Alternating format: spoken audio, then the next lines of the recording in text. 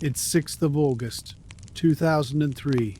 In a dark tunnel of a stadium in Portugal, a 17-year-old winger with crooked teeth has just been cornered by this man, Sir Alex Ferguson, the greatest manager of all time. He just offered him the biggest contract of his young career, a chance to play at the Theatre of Dreams. In spite of this, Ronaldo is visibly worried. Why? Because just a few days ago he had a secret meeting in London with this man, Arsene Wenger, Arsenal's manager and Ferguson's most bitter rival. By the end of that meeting, the two men had come to a gentlemanly agreement that Ronaldo would move to Arsenal. So why was he here, a few days later pledging his future to Manchester United? What could have possibly changed a young Ronaldo's mind? Well into their invincible era, Arsenal were playing the most beautiful football of that period. How on earth was Sir Alex Ferguson able to snatch this wonder kid from the claws of Arsene Wenger? This is the story of how Manchester United pulled off the heist of the century in 48 hours. Before we tell the story of how Ronaldo moved to Manchester United, it is important to point out just how close he was to becoming an Arsenal player. In early 2003, Arsenal weren't just a team, they were the team to beat. They were playing the most beautiful football in Europe, and Wenger was the undisputed king of spotting global talent before it ripened. He had sent his top scout to Portugal with one simple message: find me the next wonder kid. When the report came back, boy, was he impressed. Wenger didn't just want to sign Ronaldo, he wanted to court him. He invited the 17-year-old to Arsenal's training ground. For a kid from Madeira who had grown up living in a single room with his parents and 4 siblings, walking into the gorgeous facilities of London Colney was like stepping onto another planet. Wenger did what he did best. He showed Ronaldo where he would train, explained how he would fit into a lineup alongside Thierry Henry and Robert Pires, and, most importantly, he won over the person who mattered most, Dolores Aveiro, Cristiano's mother. By the end of that visit, a handshake had taken place. It wasn't a legal document yet, but in the world of Arsene Wenger, a man's word was his bond. Arsenal had agreed to a fee of approximately £4 million with Sporting Lisbon. Ronaldo left London believing his next home would be Highbury. He had the shirt. He had the promise. He had the dream. Everything was going according to plan. But Wenger made a fatal mistake. He hesitated. He had no choice. The reason was simple. Arsenal were building a new stadium. The construction of the Emirates Stadium was draining their cash reserves. They wanted to pay the £4 million in installments. Sporting wanted the cash up front, while Arsenal's accountants were busy crunching numbers to save a few £100,000. They left the door wide open. Unknown to Wenger, a new character was lurking in the shadows. This man, Manchester United's assistant manager, Carlos Queiroz, was Portuguese and would turn out to be the secret weapon in Ferguson's Arsenal. He also knew the Sporting Lisbon hierarchy intimately. He knew that the Arsenal deal was sitting on a desk, unsigned and vulnerable. For a long while, Carlos had been whispering in Ferguson's ear sweet things about Ronaldo. "Boss, the boy is going to Arsenal. If we don't move now, we lose him forever." Ferguson had never met Ronaldo or even watched him play in real life or on TV. He just needed an opportunity. That opportunity arrived on August 6, 2003, disguised as a friendly match. Manchester United were about to land in Lisbon, and they were bringing a blank check and a ruthless ambition that Arsene Wenger never saw coming. While Arsene Wenger sat in London reading tabloid articles on the next wonder kid he was about to sign, the Manchester United squad was touching down in Lisbon. It was a sweltering late summer evening, August 6, 2003. The match was supposed to be a celebration, a friendly to Kristen Sporting's new Estadio Jose Alvalade. Sir Alex Ferguson had given his usual pre-match speech, but he added a line at the end that his defenders wouldn't forget. They have a talented young winger. Look out for him, okay? He's quite good. Quite good turned out to be the understatement of the century. From the opening whistle, the boy with the crooked teeth didn't just play, he hunted. Standing in his way was John O'Shea, a reliable, versatile defender who had handled some of the best wingers in the Premier League. But he had never seen anything like this in his life. Ronaldo was unplayable that night. He was like a blur, a shadow on the wall. He didn't just beat O'Shea, he embarrassed him. Step-overs, blistering pace, and a sheer audacity that left the United backline chasing shadows.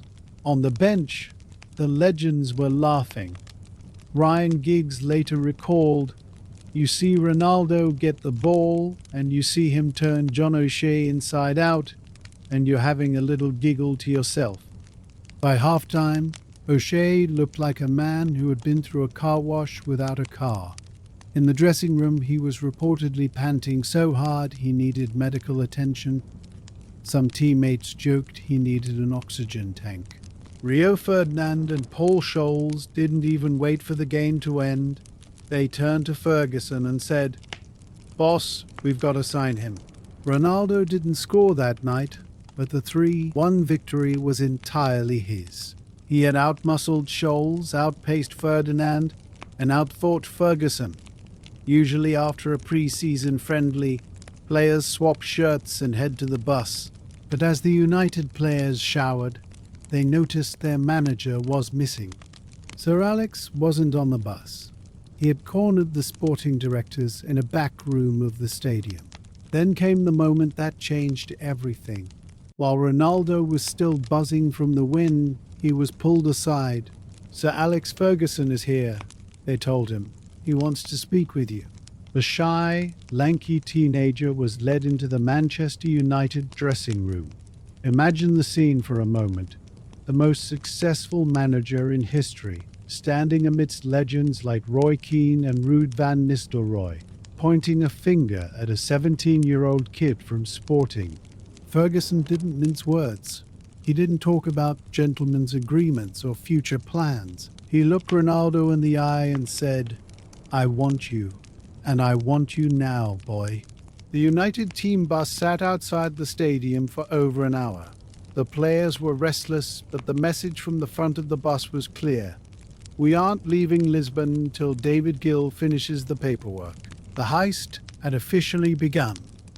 Arsene Wenger's handshake was about to be obliterated by a Scotsman's signature.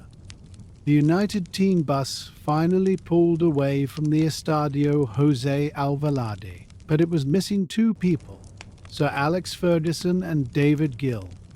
They stayed behind in the shadows of the stadium, locked in a room with Jorge Mendes and the Sporting Lisbon hierarchy. The gentlemanly agreement with Arsenal was about to be tested by the brutal reality of a Manchester United aggression. While Ferguson was aggressively pushing for a signature in Lisbon, the news filtered back to London. Arsene Wenger was aware of the interest, but he remained calm. He trusted his agreement. He believed that the £4 million price tag was set. He shouldn't have, because Ferguson knew something he didn't. In a heist, speed is much more valuable than gold. When Sporting Lisbon informed United of Arsenal's £4 million valuation, Ferguson didn't try to match it. He didn't try to beat it by a few $100,000. He absolutely obliterated it. He authorized David Gill to offer £12.24 million, triple what Arsenal had put on the table. It was a massive, unheard-of fee for a teenager in 2003, but Ferguson knew he wasn't just buying a player, he was buying the future. And boy was he right. Despite the money, Ronaldo was still torn. He remembered the dinner with Wenger. He felt the weight of his promise to Arsenal. That's when Ferguson played his final, most calculated card. Ronaldo asked for the number 28, the shirt he wore at Sporting. He wanted to blend in, to learn, to grow slowly. Ferguson looked at the skinny kid with the crooked teeth and shook his head. "No," Ferguson growled. "You're wearing the number 7. In the world of football, that wasn't just a number. It was the mantle of George Best, Eric Cantona, and the recently departed David Beckham. By giving a 17-year-old the most iconic shirt in English football, Ferguson was telling Ronaldo, "I don't just want you in my squad, I want you to be my king." It was the ultimate ego stroke, a psychological masterstroke that Wenger's structured academic approach simply couldn't match. By the time Wenger realized what was happening, the jet was already in the air. Ronaldo was flying to Manchester for a medical. The Arsenal manager reportedly tried to make a frantic countercall, but the door had been slammed shut. The gentleman's agreement had been blown to smithereens by a 48-hour whirlwind of cold hard cash and Scottish ambition. On August 12, 2003, just 6 days after he had tormented John O'Shea in a friendly, Cristiano Ronaldo was unveiled at Old Trafford, and just like that, the heist was complete. Wenger would go on to lead Arsenal to an undefeated, invincible season in 2004, but the long-term cost of losing Ronaldo was immeasurable, while Arsenal began a decade-long trophy drought shortly after. Ronaldo's United went on to win 3 consecutive Premier League titles and a Champions League. Years later, Wenger would reflect on that week in August with a heavy heart, calling it his greatest what if. He had the player, he had the shirt, and he had the mother's blessing. But he didn't have the ruthlessness of Sir Alex Ferguson. Which player did you regret not signing the most? Certainly Cristiano Ronaldo. Wow. I thought it was possible, and if we had been a fraction quicker, a few days, because we had agreed, and Man United came in 5-6 days later. The boy with the crooked teeth arrived in Manchester as a thief's prize. He left 6 years later as a god of the game. The heist of the century hadn't just changed the destination of a winger, it had changed the power balance of world football forever. If you ever go to the Emirates Stadium today, there is a sense of what might have been. But at Old Trafford, the story of the 48-hour heist is told as a legend. The time Sir Alex Ferguson saw a spark in Lisbon and didn't stop until he had started a fire that burned for a generation.